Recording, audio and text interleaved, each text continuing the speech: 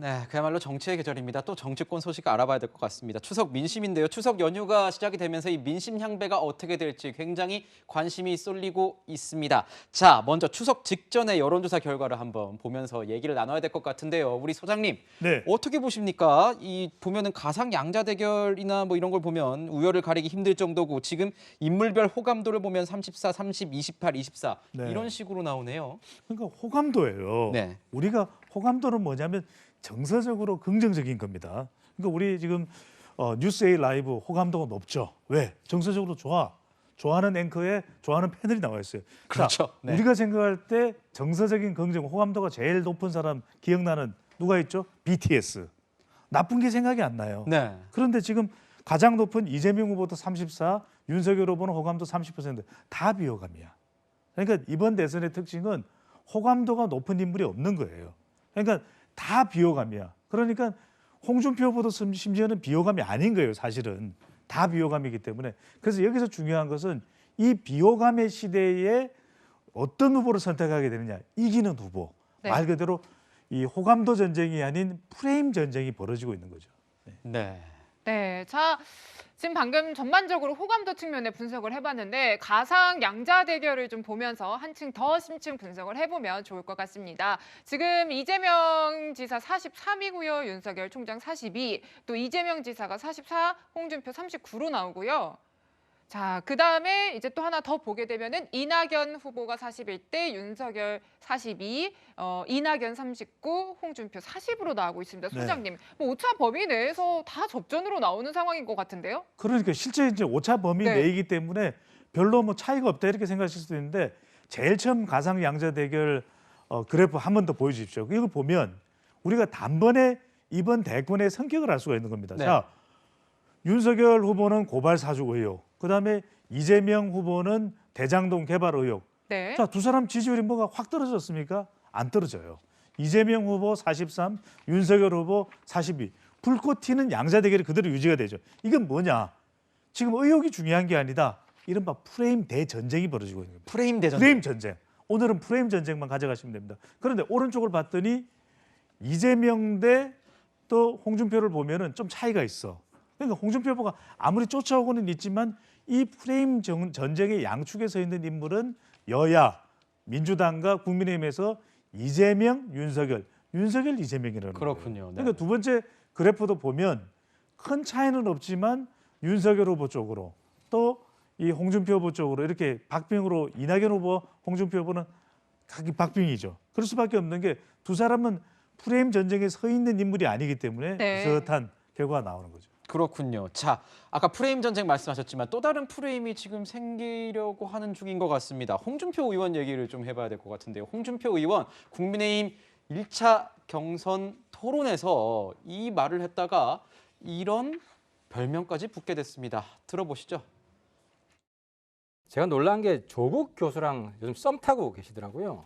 홍준표 후보 페이스북을 조국 교수 페이스북에 공유하고 같이 두둔하고 조국 수사가 잘못됐습니까? 나는 잘못된 걸 보면 피아를 가리지 않습니다. 아니 그럼 내가 조국 수사가 잘못됐다고요? 아니 잘못된 게 아니라 과잉 수사했다는 거예요.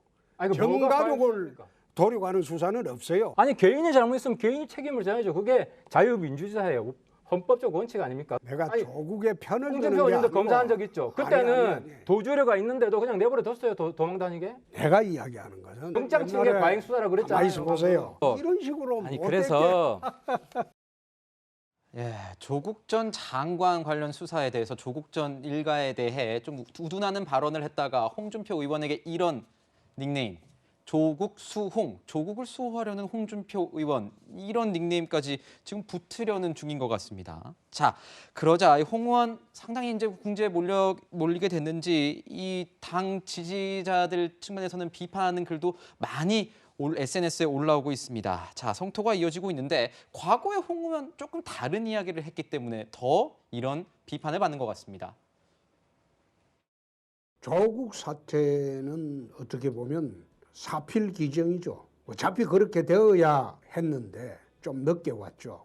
저는 이것을 탐욕의 말로다. 또 제가 2달 전에 법무부 장관 한다고 설칠 때 대한민국이 아무리 너희들의 나라가 됐지만은 결국은 나대에다가 가족 범죄단이라는 오명을 쓰고 스스로 물러났죠. 처참한 추락입니다. 홍준표 의원 과거에는 이렇게 얘기를 했었습니다. 그런데 이번 토론회에서 조국 수홍이라는 닉네임이 붙을 정도로 조국 전 장관에 대한 일가에 대한 어떤 두둔한 발언했다가 이 문매를 맞고 있는데 어떻게 보십니까? 이 사안에 대해서 진중권 의원 같은 경우에는 민주당 지지층의 어떤 역선택을 위해서 의도적으로 홍준표 의원이 조국 전 장관에 대한 두둔하는 발언을 했다. 뭐 이런 얘기도 하는데 이게 홍 의원한테 좋은 결과를 가져올까요? 일단은 제가 이 조국 수홍 논란이나 또는 홍준표 의원의 말이 과거와 많이 바뀐 점, 그리고 진중권 전 교수가 이것은 역선택을 노리다가 자충수에 빠졌다는 발언을 한 것에 대해서 직접적인 평가를 하는 건 좀 부정적일 수 있습니다. 네, 지금 부적절할 캠프에 수 있어요. 있으니까요. 네. 네. 그러나 저는 단 한 가지, 정권 교체를 바라는 야권 지지층을 우리가 바라봤을 때 2019년 10월 3일을 배신하면 안 된다. 이런 말씀을 드리고 싶어요. 왜냐하면 2019년 10월 3일 개천절 광화문 집회에 그야말로 100만 인파가 가득 차면서 조국 전 장관 사태를 규탄했었습니다. 사실 그동안 광장 집회 같은 경우는 소위 말하는 진보 진영의 전유물이었는데 그 2019년 10월 3일 이후로 보수 진영에서도 우리도 할 수 있다는 자신감을 얻은 계기가 되었고 그때부터 비로소 정권 교체의 열망이 조금씩 싹트기 시작했던 것이거든요. 그런데 이 조국 전 장관 수사에 대해서 과잉이다, 정가적으로 노력하면 안 된다고 말씀하심으로 인해서 이건 특정 후보를 공격하고 비판하는 것이 아니라 그때 이 광화문 광장에 나왔던 100만 인파, 그리고 마음으로 개천절 집회를 보면서 응원했던, 그로 인해서 정권 교체에 열망하게 됐던 수많은 사람들, 특히나 공정이라는 키워드에 누구보다 민감한 2030 세대, 20대 남성 세대, 사실상 그 세대가 그동안 홍준표 의원을 많이 지지하면서 어느 정도 추격하는 양상이 있었는데 그 세대의 정서와 정면으로 배치되는, 반대되는 발언을 했기 때문에 이게 정권 교체를 열망하는 야권의 핵심 지지층의 어떤 비토 정서를 불러일으킬 뿐만 아니라 홍준표 의원의 어떤 붐을 일으켰던 20대 남성 지지층까지도 지금 보면 분열하는 양상으로 이게 맞나? 이건 아닌 것 같은데라는 반응들이 나오고 있어요. 그렇기 때문에 하루빨리 이 발언에 대해서는 수습하는 게 네. 정무적으로는 올바른 판단이 아닌가 싶고요. 그래서인지 홍준표 의원 같은 경우도 저 토론회 끝나고 밤사이에 페이스북, SNS를 통해서 굉장히 많은 메시지를 내다가 결과적으로는 국민의 뜻이 그렇다면 따르겠다고 입장을 선회한 바가 있습니다. 이게 사실 야권 지지층 입장에서는 아킬레스건, 좀 영린에 해당하는 그런 부분이 아니었나 싶습니다. 네, 네. 지금 빠르게 말을 바꾼 SNS 글을 보셨는데 말 바꾸기에 대해서는 사실 비판이 있을 것 같죠. 추미애 전 장관이 빠르게 여기에 대해서 지적을 했습니다. 진영에서 타박한다고 금세 말을 바꾸겠다는 홍준표 후보는 비겁하다. 이렇게 말을 했네요, 교수님. 일단 경선을 치르고 봐야죠. 이겨야 되는 것이고 지금 보수층의 시각에서는 조국 전 장관의 어떤 가족 전체가 사실 잘못이 있으면 누구나 다 벌을 받아야 된다는 네. 그런 정서가 굉장히 확산이 돼 있거든요. 그러니까 이제 거기에 부응할 수밖에 없는 것인데 그러면 왜 이제 지금 홍준표 후보가 그런 얘기를 했느냐? 저는 기본적으로 검사로서의 어떤 관행적인 부분들에 대해서 그냥 얘기를 한 것이다. 왜냐하면 우리가 이제 최서원 씨 같은 경우도 정유라 씨는 기소가 안 됐거든요. 그러니까 전체적으로 그것이 옛날의 관행이었다. 뭐 이런 얘기를 하는 것이고 또 하나는 사실 지금 홍준표 후보 같은 경우는 지금 보수도 중요하지만 본선을 치르려면 중도로 또 계속해서 확장을 해야 되는데 다른 시각을 가진 분들에게도 또 어필할 필요가 있는 거거든요. 그러니까 그런 이제 발언을 한 것이고 그런데 이제 반발이 확 나오니까 거기서 이제 어떻게 보면 이제 정리를 한 겁니다. 하지만 효과는 다 봤죠. 그러니까 저는 이 상황 속에서는 여론조사 결과가 어떻게 나올지 모르지만 홍준표 후보가 그렇게 손해보지 않았다 이렇게 생각합니다. 네, 그렇군요. 자, 이 여권 얘기도 조금 해봐야 될 것 같습니다. 자, 이재명 지사와 이낙연 전 대표는 이 호남 대전을 앞두고 있습니다. 이 추석 이후 호남 대전에서 누가 승기를 잡느냐에 따라서 앞으로의 향배도 달라질 텐데 이 정세균 전 총리의 표를 두고 굉장히 신경전이 거셉니다. 이 정세균 전 총리가 이 경선 과정에서 받았던 표가 무효표가 되면서 누가 웃고 누구는 울고 이런 상황이 발생을 했는데 소장님, 네네. 이게 뭐 유불리가 서로 있는 거예요?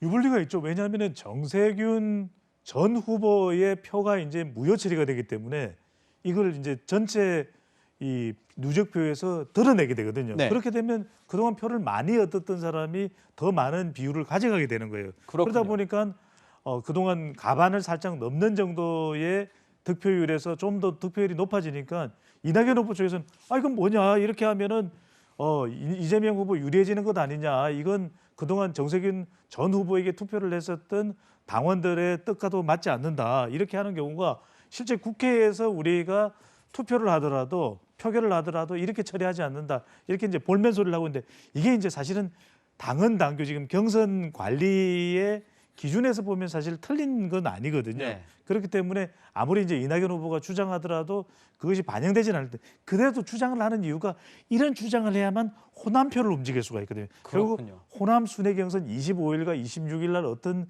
득표를 얻는지가 중요한데 저는 상당히 팽팽할 것 같아요. 왜냐하면 광주 또 전남 전북에서 한 3, 4주 전만 하더라도 이재명 후보가 앞서가고 있었는데 네. 이렇게 이제 국회의원직을 사퇴를 하고 또 정세균 후보가 사퇴하면서 호남에서 뭉치는 현상이 있습니다. 이낙연 후보 쪽으로 특히 이제 전남에서는 우세할 가능성이 있고 또 전북에서는 이재명 대 이낙연 2파전이 벌어지는데 핵심은 이거예요. 저는 광주를 보라.